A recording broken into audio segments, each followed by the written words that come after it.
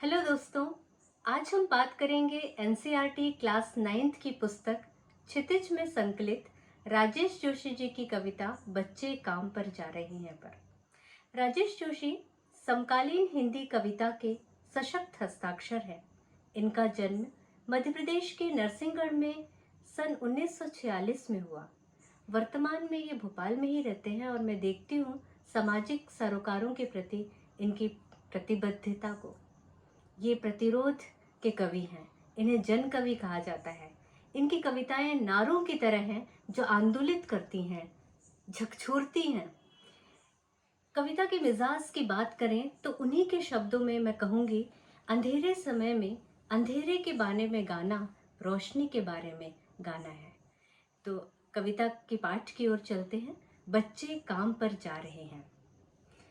कोहरे से ढकी सड़क पर बच्चे काम पर जा रहे हैं। बच्चे काम पर जा रहे हैं हमारे समय की सबसे भयानक पंक्ति है। यह भयानक है, इसे विवरण की तरह लिखा जाना चाहिए इसे प्रश्न की तरह। काम पर क्यों जा रहे हैं बच्चे? क्या अंतरिक्ष में गिर गई हैं सारी गेंदें? क्या दीमकों ने खा लिया है सारी रंग बिरंगी किताबों को? क्या काले पहाड़ के नीचे दब गए हैं सारे खिलौने? क्या भूकंप में ढह गई हैं सारे मदरसों की इमारतें? क्या सारे मैदान, सारे बगीचे और घरों के आंगन खत्म हो गए हैं एकाएक? तो फिर बचा ही क्या है इस दुनिया में? कितना भयानक होता अगर ऐसा होता। भयानक है, लेकिन इससे भी ज्यादा कि हैं सारी चीजें हस मामूल, पर दुनिया की हजारों सड़कों से गुजरते हुए बच्चे, बहुत छोटे छोटे बच्चे काम पर जा रहे हैं। बच्चे काम पर जा रहे हैं, इसको हम सामान्य तौर पे लेते हैं। जब भी आप दफ्तरों के लिए निकलते होंगे या बच्चे आप स्कूल जाते होंगे, तो हम देखते हैं बच्चे कहाँ कहाँ काम नहीं कर रहे हैं। ढाबों पर, होटलों में, खेतों में, खलिहानों में, घर की चार दीवारी के अंदर।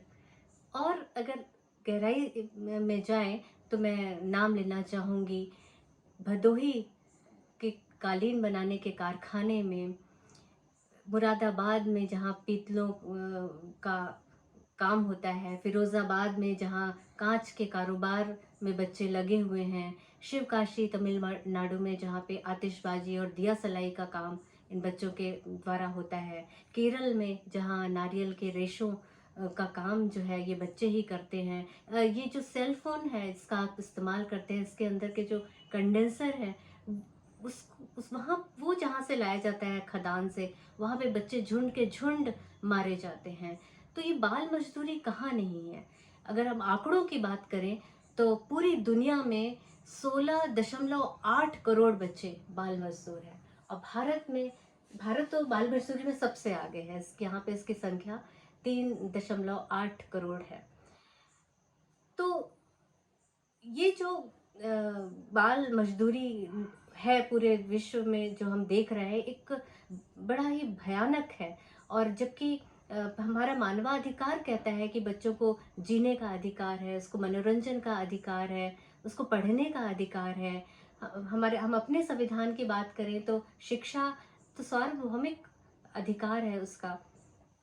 और 4 वर्ष से 14 वर्ष के बच्चों के लिए निशुल्क और अनिवार्य शिक्षा का प्रावधान है।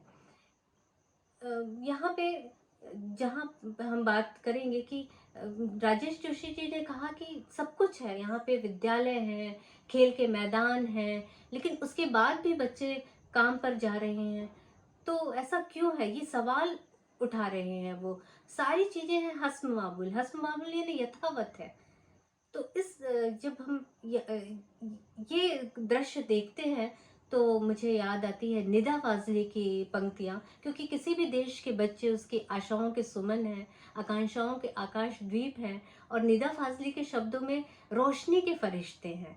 तो रोशनी के फरिश्ते निदा फाजली जी की जो कविता है इसको सामने रखेंगे। तो वो कुछ इस तरह से है।